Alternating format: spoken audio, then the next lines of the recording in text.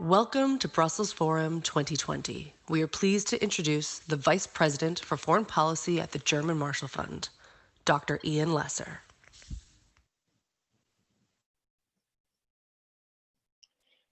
Good morning and good afternoon from Brussels. Welcome back to this virtual edition of Brussels Forum, our 15th edition, in fact. And we're going to have a series of conversations throughout June on various aspects of things that matter on both sides of the Atlantic at this moment. Let me say at the outset a very big thank you to our partners. First of all, to our founding partners, Daimler and the Belgian Ministry of Foreign Affairs, to our forum partner, Deloitte, to all our associate and supporting partners and knowledge partners. And if I can say for this session in particular, a special thanks to the McKinsey Global Institute for their partnership on the design of this session. This week, we're going to be focusing on the challenges societies are facing on both sides of the Atlantic. We had a set of conversations last week and the week before, focusing mainly on global issues, security, geopolitics, the health crisis itself. And this week, we're sort of shifting gears to talk about the relationship of citizens to government and issues that flow from that, and obviously underscored in its importance by the kind of events we've seen in the United States and also in Europe over the last weeks. So we're going to have a chance to continue the conversation today with a very distinguished panel, and I'll let our moderator introduce them in a moment. But we're going to be talking about the future of the social contract and the impact of COVID-19. And I'm very delighted to have my colleague, my GMF colleague, Yascha Mounk, Senior Fellow with GMF in Washington, to lead this conversation. And Yascha, thank you again. Thanks to everyone for joining us. Yascha, over to you. Well, thank you very much, Ian. I have to say I've been coming to Brussels Forum, I think, for 3 years running at this point, and it's always a wonderful way for important voices on both sides of the Atlantic and beyond to have a conversation about the most important issues of the day. It's obviously very sad, but we can't all be together in quite the same way at the moment. But I think this will be a great way of connecting nonetheless and discussing some important issues. And I'm very, very honored and fortunate to have a wonderful panel with us today. I will make brief introductions. We have the Honorable Lisa Blunt Rochester, who is the US Congresswoman representing the state of Delaware.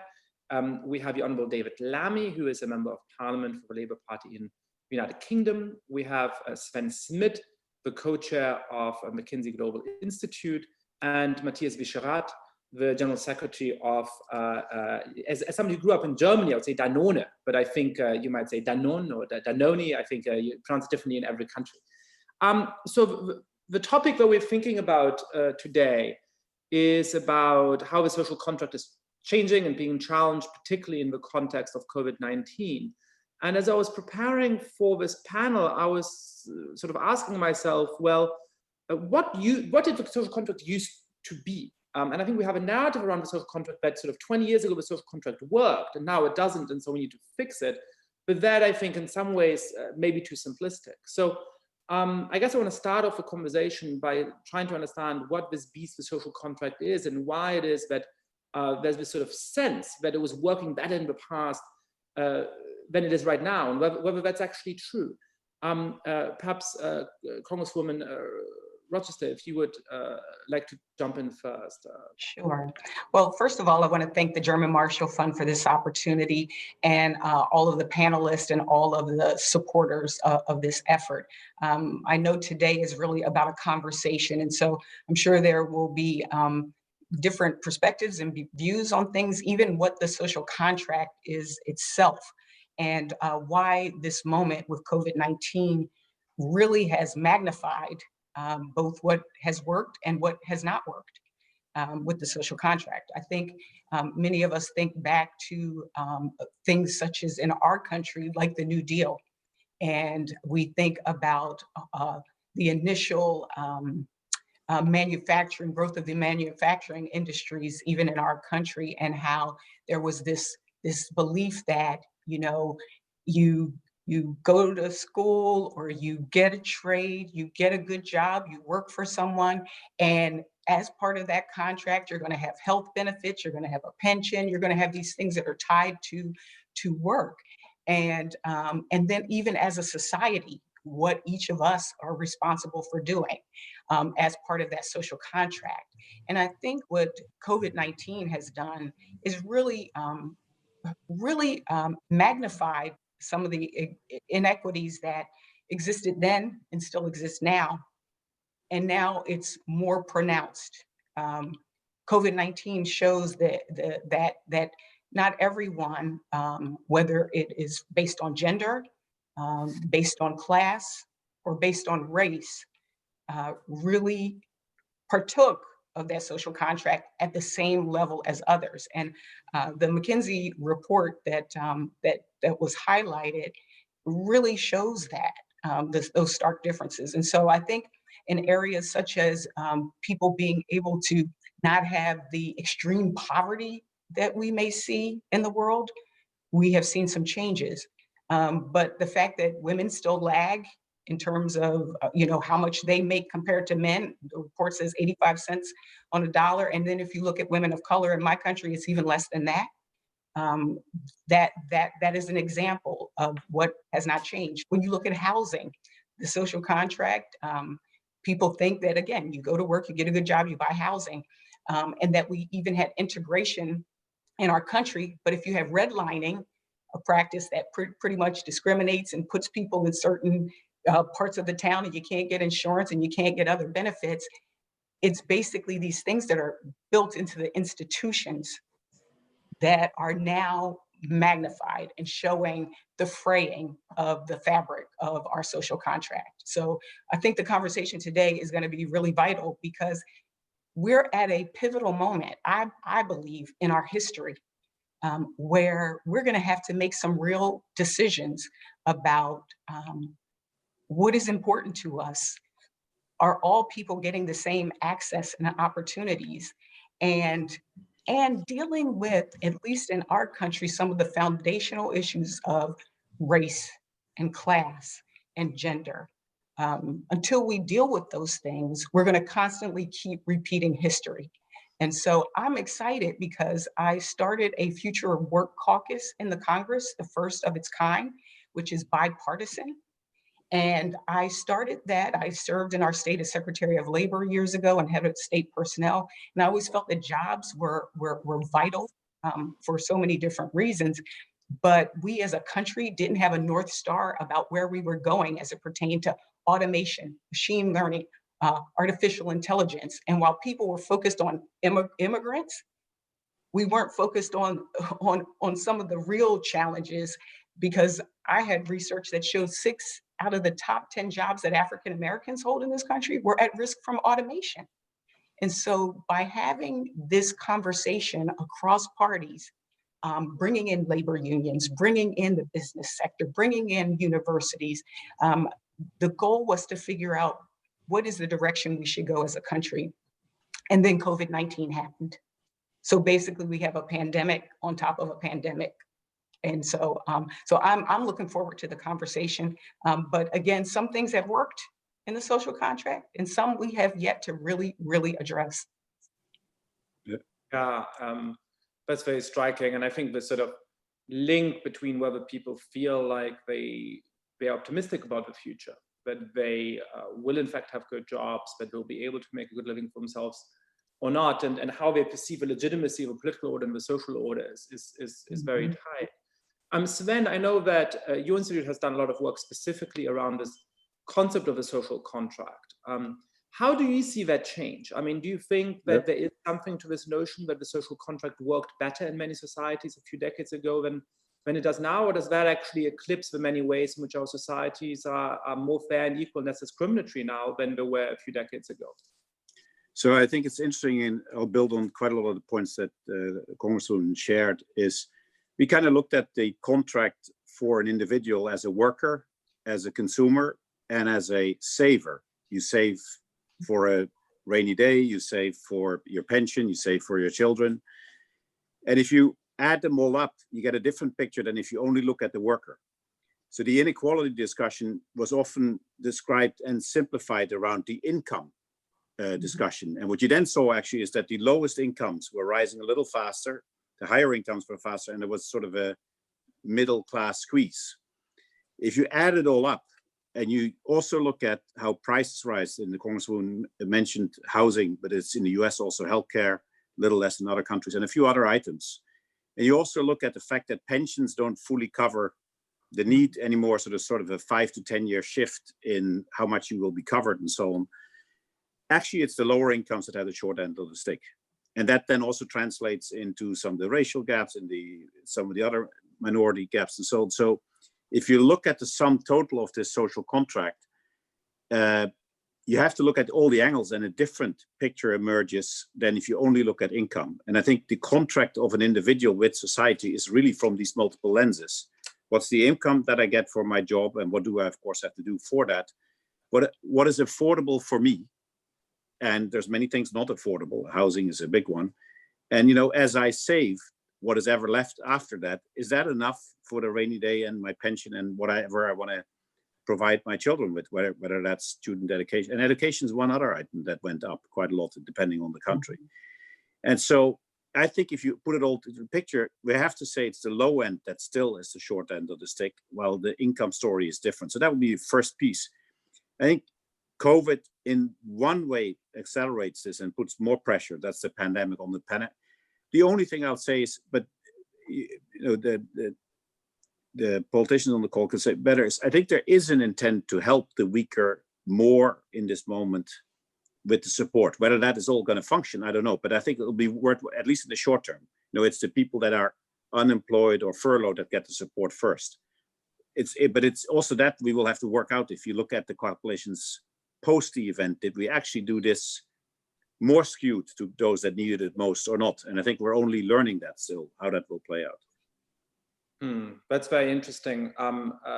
David, to get in a British perspective, I imagine that some of the things that Sven were talking about would ring very close to home. The fact that perhaps incomes have not gone down. They may not have increased very much, but they certainly haven't gone down on average, but that the housing market is incredibly difficult for people to buy into, that a university education used to be free 20 or 30 years ago, and now people end up with quite considerable student debt. How does the sort of British perspective change some of this conversation? What would you like to add to our attempts to understand the workings of the social contract right now? Well, I thank you, and it's wonderful to join you all. And look, I would say this, that clearly the social contract that we've had traditionally here, not just in the UK, but in Europe, is largely a contract that was settled and determined after the Second World War. And so I would want to underpin the sense of common purpose that was felt in countries like the UK at that point, common endeavour, having defeated Hitler and the Second World War and much of the destruction that we saw across Europe. There was a desire to come together with a new welfare state that were much the foundations, if you like, of the modern social contract. And underpinning that was a sense of fair play, reciprocity, and as I say, that common endeavour. And what we see today, I think, is much of that challenge. That Congresswoman speaks, I think, very movingly about the way in which that's affected African American communities, particularly in the United States. But clearly, the nature of globalization has affected us here in Europe. It underpins some of the perception in the UK that's underpinned Brexit and the position that that was largely the majority view in the UK, that we should leave the European Union. And of course, we see post-COVID here in the huge health inequalities that exist in the UK and the way in which COVID has disproportionately affected Black and minority ethnic people here, that also has shaken the underpinning of that apparent social contract. I'd also say this, and to be provocative, or otherwise we're all going to be in agreement. Please. It's right also to say that when we talk about a social contract, that idea that we could all get out of something, we have also got to be frank that there have always been communities within the 20th century that didn't quite benefit from the social contract. Women at the beginning of the 20th century had no ownership over their bodies, they couldn't vote. Certainly in many major developed countries, their position in the social contract was precarious. And it's certainly the case that for Black, minority ethnic, brown people who were formerly colonized, some of us enslaved in terms of our descendants, they certainly weren't part of that social contract. So, of course, there's then another discussion, which is about a racial contract that has to be a dimension of this. And we're seeing clearly at this time with Black Lives Matter, but also the way in which many who are taking to the streets, Black and white, particularly Millennium and Generation Y, are challenging. And in the age of identity politics, as some describe it, it's also important to understand that dimension to a new settlement that people are after. It's also clear that for LGBTQ communities, how have they been part of that social contract? And indeed, I would say that if in the past there were two fundamental engines of the world, I would say that one of those engines was largely people of color in the global south, some of whom have migrated to Europe and other parts of the world, and they're a massive engine of that social contract. And we could have a long discussion about how the contract felt for them in their countries.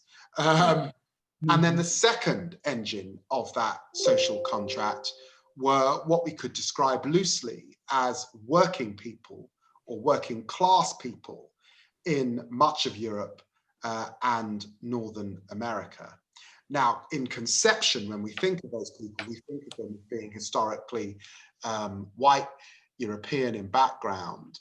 And it's clear that when that community of people are upset with the political class, usually you're in for a very disruptive period.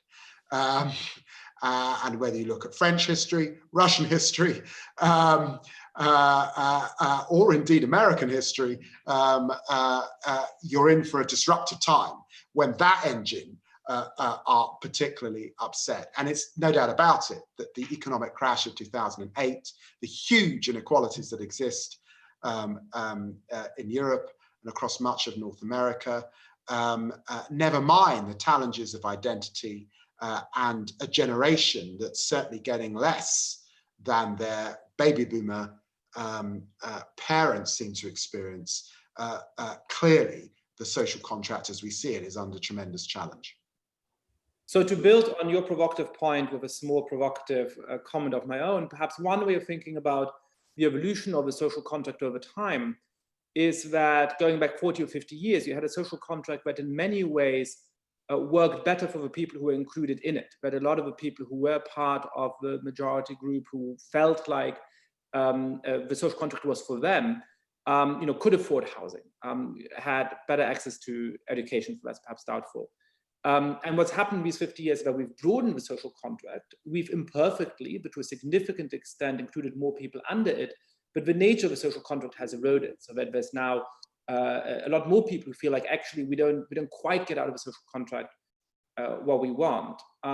Mathias, we haven't talked much about the role of corporations in all of this. I mean, one way that people often talk about this is that corporations used to have a sense of the importance of stakeholders, that they cared about their local communities and so on. And now, because of supremacy of shareholder values and other things, it's harder and harder for corporations to do that, and perhaps some of them are not so interested in doing that. Do you think that there's truth to that claim? Do you think that the role of corporations in upholding the social contract has eroded in ways that are worrying? Thank you, Yascha. Hi, everyone. First of all, I wanted just to highlight the fact that if we speak about social contract, we should speak also about green contract, because we do know that in the wake of the COVID crisis, we need to have an inclusive and green recovery together, not in two different slots or streams. We need to have an inclusive and green recovery. The second topic I wanted to mention has to do with the role of businesses. When it comes to the rising inequalities, for instance, as you know, even in Davos, the rising inequalities were mentioned as part of the 5 most important risks for global economy, which means that it has to do with ethics, but it has to do also with business. And this is the reason why there is a call to action for business to tackle inequalities, to tackle the climate change.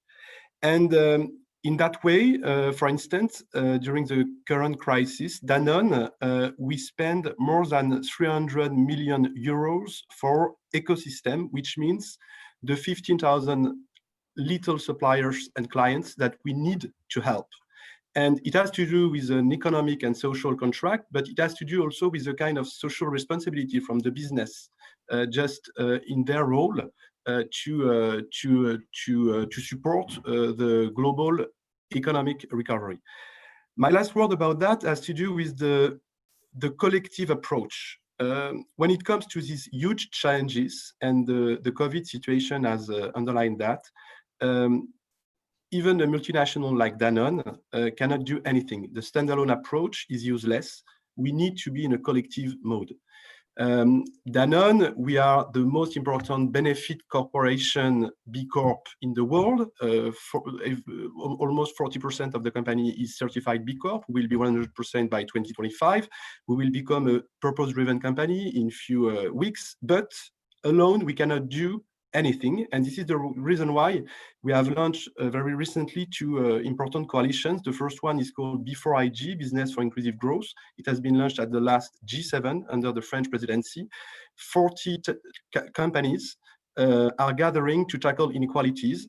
We have gathered more than 1 billion euros to tackle inequalities through very specific actions.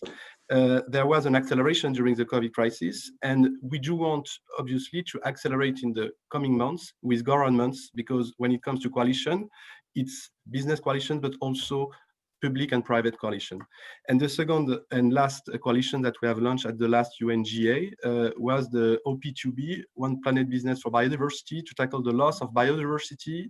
And this is also a nature issue, but it has to do also with the business responsibility. Then to be very short in my response, I think that we shouldn't speak only about social contract.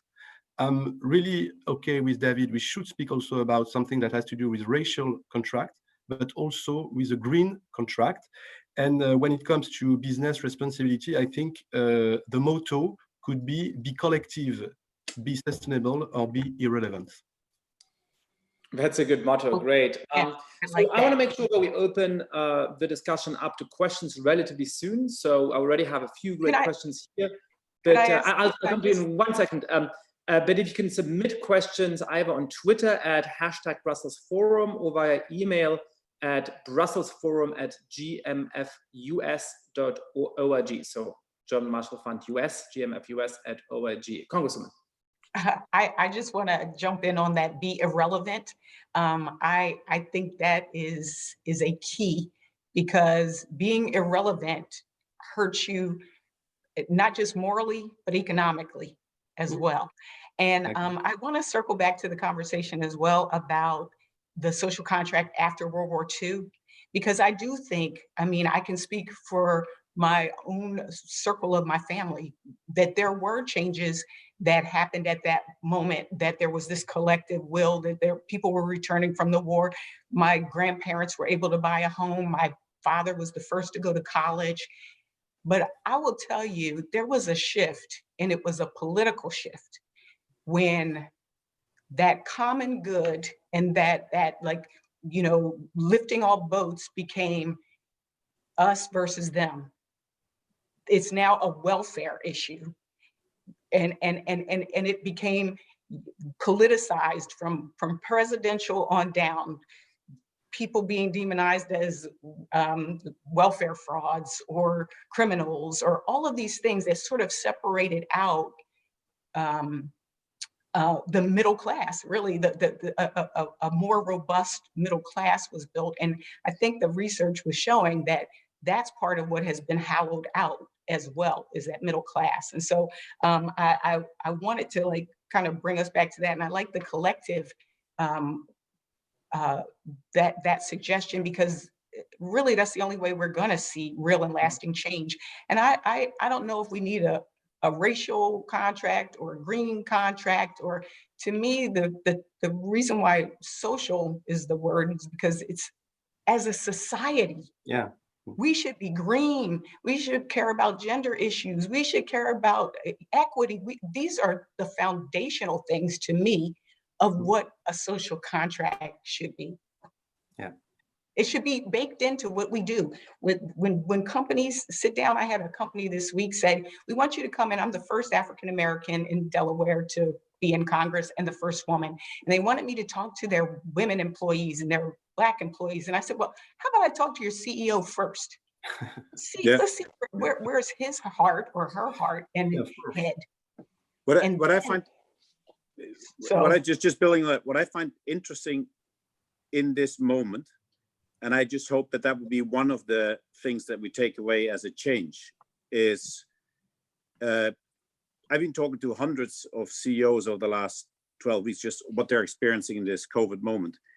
And the number of CEOs that first start with the statements, Mathias, like you talked from business, which is far more purpose-related, holistic than shareholder only, is very high. I would say, one would say, I've been in contact with 1 million farmers, now in contact with 500 million farmers, and I help to get their stuff done. It's still related to what they do, but they're more like that. So there's something in that we should maybe capture. The other thing that I find interesting is, I don't know the data for the US on this, but in Europe, it always used to be that individuals were happy with themselves and less with society. Like it was half as happy with society, their countries and so on. In this moment in Europe, actually what happens is they're a little less happy with themselves because they're concerned, but only a little. Yeah, so 60% of the population expresses themselves happy, but they're now happy with society. And that might be a bit more divisive in the US, but what you see is the unity of purpose to battle this thing does create a little bit of what that World War II which was a North Star. And I think one problem that we had with the social contract is it was less clear what the North Star was. After World War II, it's let's take us out of this into the future. And that had a directionality in which you then could also do all these contracts. I think we lack a little bit, maybe that's too much of a provocation, but it's a little less clear where it's heading. And as a result, you get more a divide and conquer contract rather than a create something together contract. Mm-hmm.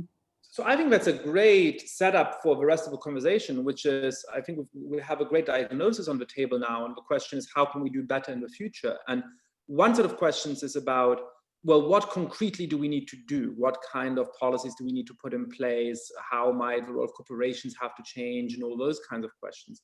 But the other question is, what is going to be the unifying narrative that allows us to have a true 21st century social contract, which is truly inclusive and which all members of society can feel a real relation to?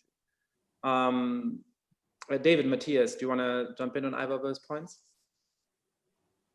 Well, look, so I said that we have to have a common purpose, and that North Star, in a sense, is the same conversation.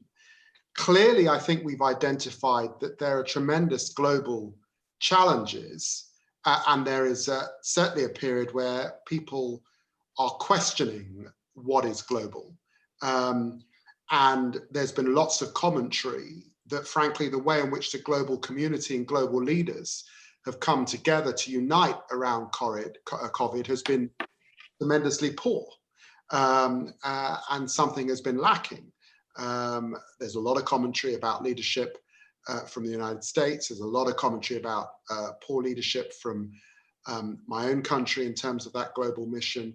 And it's clear that Europe has been late also to act collectively, at least in that moment. Never mind, this is not easily a conversation in which we've got voices from the global South part of this conversation and the challenges that they're going to find.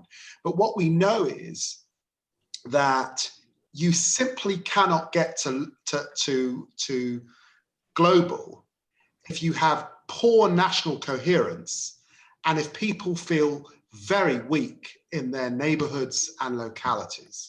And it seems to me that the countries that are doing better are countries that are doing better in neighborhood and locality and have a stronger sense of national common endeavor. I don't want to pick countries out too much, but to pick a country that's certainly a successful developed country, it does seem to me on the whole, when I am in Canada, that their national storytelling and sense of collective endeavor feels a bit stronger than when I'm in some of our own countries. I might say also that despite some of the challenges and the discourse in Germany in relation to immigration, there too has felt to be a little bit more national coherence. I wonder if some of the mechanisms for locality in those two countries make that, and quite a lot of autonomy actually in regions and locations adds to that sense. So clearly there's a story of national purpose, and here in the UK we have been very divided in Brexit. We feel divided at this moment in our response to the coronavirus, and clearly Black Lives Matter has also caused controversy in our country, of which I have been a significant critic of the Prime Minister's response. Until we get that national purpose, it's very, very hard to act globally on climate change, to act globally on the refugee crisis, to act globally on things like COVID. And then clearly at a local level here in the UK, we have had this huge north-south divide with big left behind communities, the communities that have seen their jobs go to the global south particularly, and then a rhetoric of national populism enter into the fray to explain the story in those towns, often that are slightly older in terms of population, small c conservative or socially conservative in outlook. Those left behind towns have then been, I think, persuaded by the national populist rhetoric, which is divisive, it seems to me, in nature, and indeed in terms of its prescription of the world, its view on trade, its view on climate change, its perspective on global cooperation, on immigration, its attention to detail on artificial intelligence or the fifth industrial revolution. All of those issues seem to me to not be at the center of the debate. They're at the fringe of the debate, and instead you get build a wall, you get let's leave the EU, you get all these other straw men hoisted up. Today in Britain currently we've got a debate about Winston Churchill's statue. Anything that is a distraction from actually that social contract in which we are all engaged, in which we are in a common endeavor and there's a shared identity. So I think there's something about returning to the local, returning to the national story.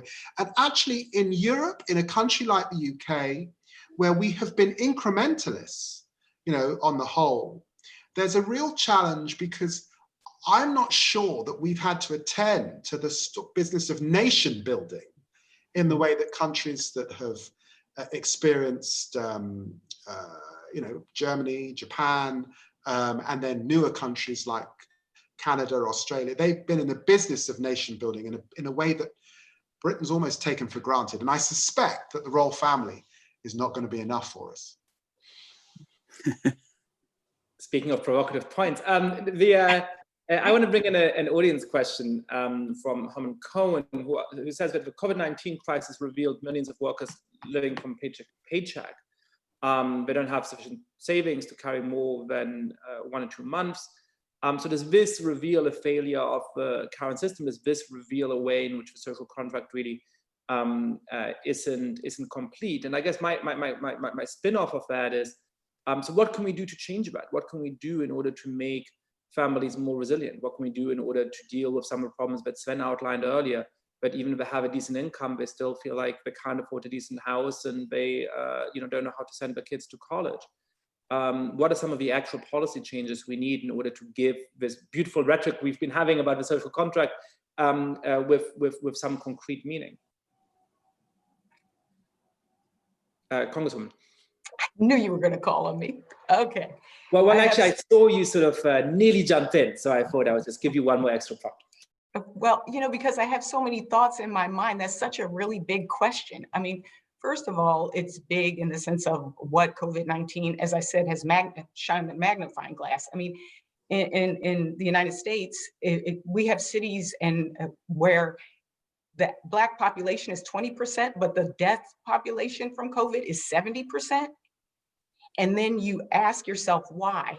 And the jobs where people are exposing themselves that we're calling essential workers are jobs that many people of color or who are low wealth are doing those jobs, therefore exposing themselves. If you also have underlying health conditions, imagine I live in a neighborhood where I have a food desert, there's no supermarket, so I might have diabetes. I live next to a toxic plant, so therefore I might have asthma. You just compound all of these things. And again, it just magnified what was already there. I mean, it was already there. I think when we talk about some of the converse of that is that COVID-19 has also pushed the future of work, because we have been talking for years about telemedicine, distance learning with our universities, telework, and basically it has made us have to do these things. So that for telemedicine, I heard a statistic that 13% of our providers were doing telemedicine prior to COVID, and it was over 80 as a result. And that may change the way people operate from here on out, if you had transportation issues and other things. So there are concrete things that have come out of this. And I think, to me, in terms of there's laws, policy changes, dollars, all of that we can talk about.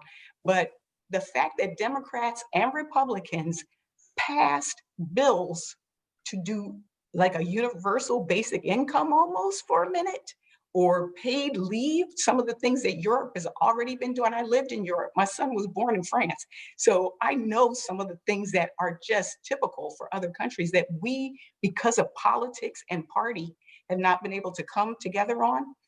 COVID has also been like a war here and pushed us to do things that we wouldn't normally do. So I'm gonna stop there because I could go on about this subject, but I do think it has magnified things, and it has pushed us to do things, spend trillions of dollars, pass laws that we never would have passed months ago. Sven, Mathias, Yeah. do you guys want to jump?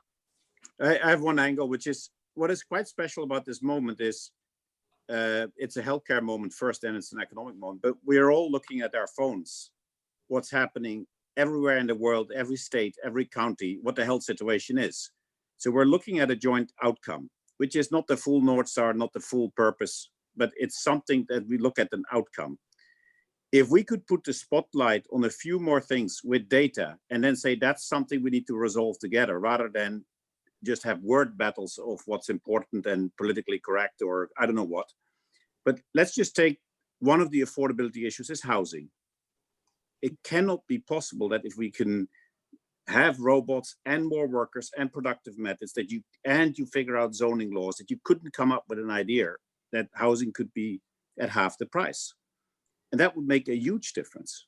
Mm-hmm. And could we have the same monitor that we have now on Corona cases on how many affordable housing have we built in the United States, in Europe, in London? And if we were to move a little bit more to, I wouldn't call it outcome-based politics, because that's not the point, but you just watch the outcome, and then that unites the platform. I don't know whether that's the answer, but it has to put some spotlights on the issues that this social contract issue has brought. That can be the racial differences, what are the data? And then are we converging it? But I think that the transparency is hidden. It's not as transparent as we have it now. And if we did 5 more issues like this every 5 years, but then not one that we don't like, one that we do like, affordable houses, maybe it would make a difference. But we got to get specific. Broadband internet, as well as Wi-Fi and the technology. That's another disparity that we have seen through this. Exactly. And build a green infrastructure. Again, back to jobs, do it in a way that's fair, just, and equitable. Yep.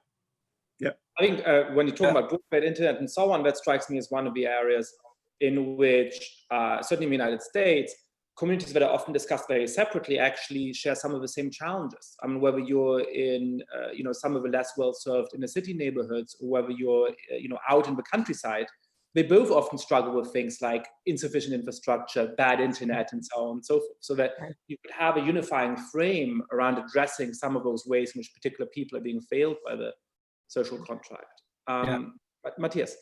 Yeah, I just wanted to highlight one point, and the excellent book of Yascha was underlining this very, very important topic, I think, is the attrition of the middle class. It will be worse and worse in the coming months if the politics are not supported this very specific population, the middle class. There is a very important and interesting figure from, I think, something like 1970, the middle class has been decreasing by 15% in OECD countries. It's a political issue.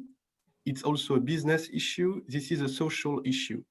And I think that in the wake of the COVID crisis, it could be worse when it comes to the middle class situation. And this is a very, very important watch out, which is political, again, economic and social.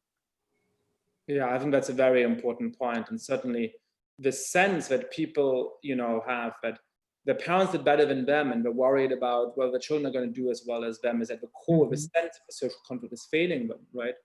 I'm wondering about one thing, which is, Sven's very interesting point earlier, that actually in a lot of Europe, people have a sense that society is working right now. And sitting in the United States at the moment, I have to say, I don't have a sense that that's what Americans, frankly, on either side of the aisle, come away with from that moment. And so sort of from a transatlantic perspective, which we're always interested in at Brussels Forum, I guess I wonder, is there a danger of a self-sustaining crisis where states fail because they've lost state capacity, because they don't have social buy-in.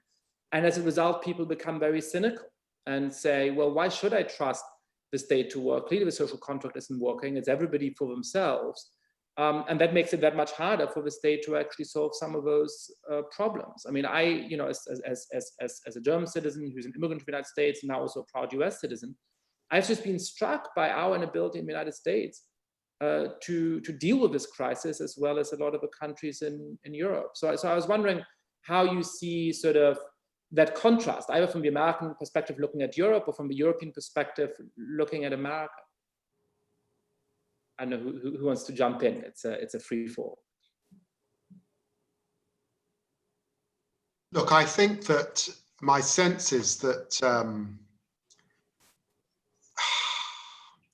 the strife in America has a huge impact on all of us, and I don't think we should be complacent about that. I think that we're also, potentially seeing a different world order emerging when we look at the position of China in the world, particularly coming out of this, and where that leaves America. And clearly, for that reason, the election in November in America is really, really very important indeed.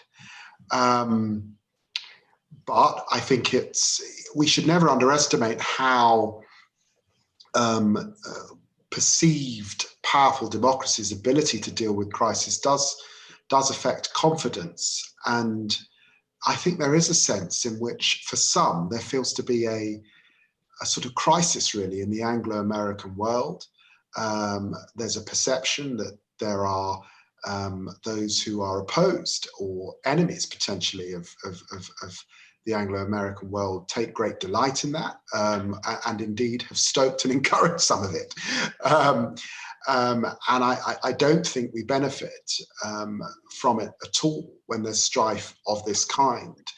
And in some ways, when I look at the images of the 60s in America and strife on its streets, I don't know why, but this feels almost worse. It feels almost worse because how can I put this? At this point in time, we also need leadership, the kind of leadership that Lyndon Johnson and Martin Luther King found that doesn't seem to be as visible in these really important democracies as is required. And I think it's a real challenge when,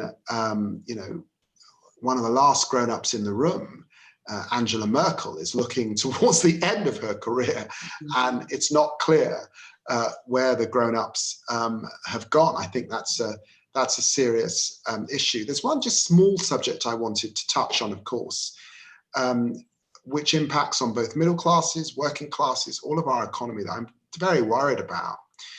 It's in that social contract. One of the things that's highlighted to me, of course, is where the state has been in control, we've been able to have a very strong discussion of standards and quality and what the public expectation is. Of course, we're less good at individual lives and we allow for individual freedom. One of the things that's coming into sharp relief, of course, is education in this period and the tremendous amount of young people that are going to be terribly left behind. Absolutely missed the boat in so many of our countries because the quality of education that they're receiving is so variable and so often poor. And indeed, in parts of the constituency I represent, their ability to be on a computer, the computer doesn't exist. They're on a cheap smartphone. They're not able to have live lessons. The internet is expensive and breaks down or doesn't exist. There are whole swathes of COVID young people who are going to be left behind deeply by this crisis, and we shouldn't underestimate that. If I could just add on that, that's a big concern of mine too. And as you talked about the 60s in America, my family moved to Delaware right after the 68 riots, and our state was, the National Guard was here in Delaware for an entire year.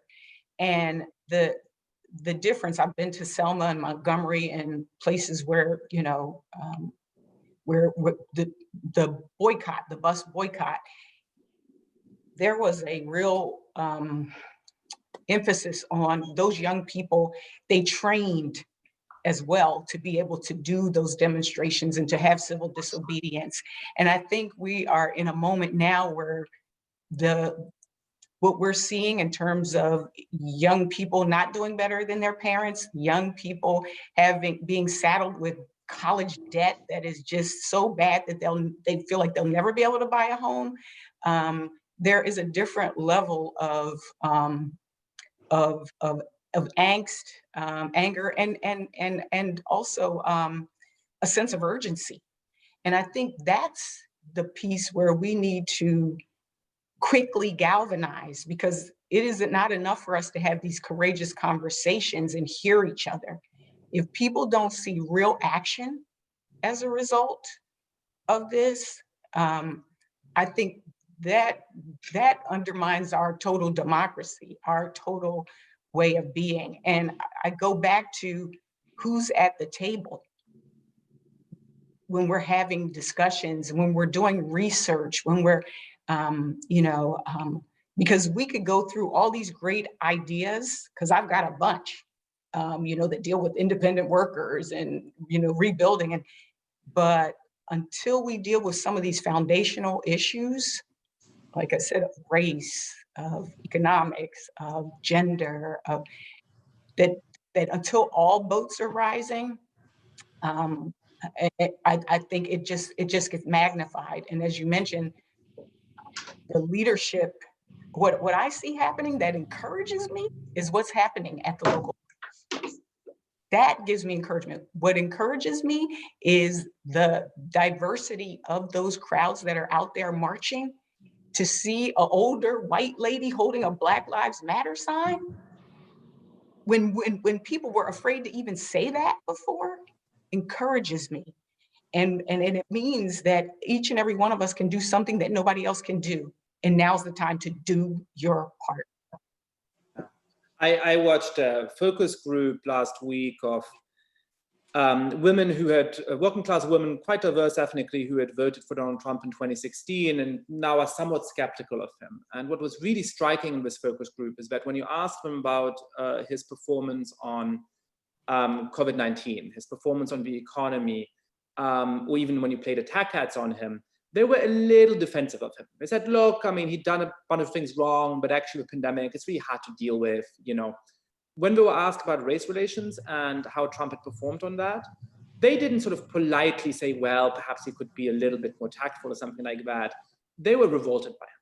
I mean, it was a very strong, visceral reaction. They just think he is divisive. He's trying to make this country as hateful as possible, and we don't like it. And I thought that's very striking. That's not what I necessarily would have expected, and that's not what a lot of commentators on Twitter would expect for sure.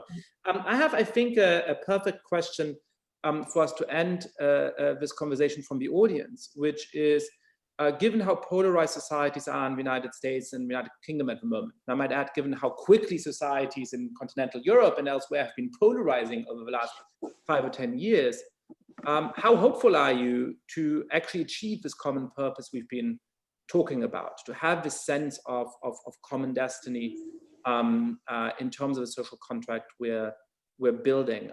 Why don't we go and start the reverse order of what we've been doing most of the time? So we'll start with David and then Mathias and then Sven and then and with Lisa. Actually, don't start with me. All right, I'll come back to you, Mathias. Okay. No, I think there is a huge momentum now. It could be worse, but it could be really better if we everyone is okay to reboot the system, especially the economic system. There are some, I think, good signals, like, for instance, the Business Roundtable in the US wanting to say that the purpose of a company is not only for shareholders, but also for stakeholders. I think this is a very good signal. There are many companies that want to be really involved when it comes to tackle the climate change. Then there is a good momentum. Now we need to accelerate. We need to bridge gaps between government and businesses, because I think that in the US, the gap is quite strong, historically speaking, but it's not exactly the same in Europe and especially in countries like France. And we need to bridge this gap and to have common purposes which implicate, obviously, businesses and the public sector. But I think there is a huge momentum now for social reasons, for economic reasons, and we need to be optimistic. And I try to be optimistic. Great. Sven. It's not an easy question, but the hope that I have is that we are more in conversation now about quite fundamental issues than we've been for a long time. And the conversation is real because the society will have to make trade-offs on how to get this done in what is, you know, a more challenged economy and more challenged health situation, more challenged societal situation in all the dimensions that we discussed today. That we are in this conversation is the thing that gives me hope. When humanity talks, and it talks a little bit more across different parts of the spectrum, from business to government, and also different parts of society, I think it might feel different in the US and Europe, and I see that. But I hope there's some unification in the US also, because there are common challenges that we have. And normally when humanity has a common challenge, it does fight it also a little bit together. And you see in the protests that they were not of one color, to call it that way, or they were mixed. And these kind of things give me hope. It's that the conversation is broader than just from one angle. And it'll have ups and downs, that's for sure. Lisa. Ooh, look, now I want to go last. It is a challenging question because my faith requires me to have hope. My history, my ancestors, my elders require me to have hope. My children require me to have hope. But even before I got on this call, I was struggling because I had just heard about 2 lynchings of African-American men and 2 African-American women who have disappeared and been found dead, as well as a police monument here, which was defaced with Black Lives Matter. And so I was challenged to even have this conversation, but this conversation does give me hope that it is a global effort and that it has to cut cross business, government, nonprofit, faith-based, and young people at the table. That gives me hope. And even just doing my part, getting up in the morning and doing your part, I think helps to give people hope. I have to have hope. I must maintain hope. And I think ultimately what this is all about is love. It's all about love. Do you love yourself? Do you love people? Do you love the planet? Because without the planet, it's all a moot point. It's all about love. David, you got your wish to go last, but now you get the reward of having to follow, having a very, very tough act to follow. So take it away. As I've sort of indicated, I'm hopeful really by the millennials and Generation Y. I think they're a generation that get it. I think they get climate change. I think they get race. I think they're less, perhaps because of the settlement they got after 2008, the way in which their parents particularly sort of, heated up the planet and bankrupted the planet, I don't attribute to them. So that makes me hopeful, but I do think, very sadly, that they are some way from the levers of power, and we are in for a bumpy period. I think the election in the United States is important because it could be a reset moment, and that for me would be tremendously welcome. And you will understand, I've been in public life now for 20 years, and I've seen the way in which leaders can arrive, whether they are Tony Blair or Margaret Thatcher or Ronald Reagan or indeed Donald Trump. And then what you then get is a copycat situation that touches much of the global community. And I would like to see some of that come to a conclusion in November. So I think that's an important potential reset moment, and that could be very hopeful. If that were not to happen, then I think in an age of recession, depression particularly, if we continue with this populist nationalism and the othering and the distraction from the central challenges that we face, I'm afraid we could be in for a bumpy period, and that would certainly be a period that Europe is not immune to. Well, listen, I mean, I think we've all had too many panels from Zoom, from our living rooms, wearing pajama pants. That this has really been a very meaningful and deep conversation. Here's to hoping that we will reconvene next year under happier circumstances in terms of happy health and under happier circumstances in terms of our politics, and hopefully on the way towards solving some of the ways in which our social contract is falling short. I'd like to invite the audience to stay tuned for other panels and discussions we'll have for the remainder of June as part of this virtual Brussels Forum, and to visit brusselsforum.org for updates on the conference agenda. But most of all, I would very, very much like to ask, to thank our four speakers for a wonderful discussion. Thank you very much. Very much. Thank you. Thank you. Bye-bye. Thank you. Bye. Bye.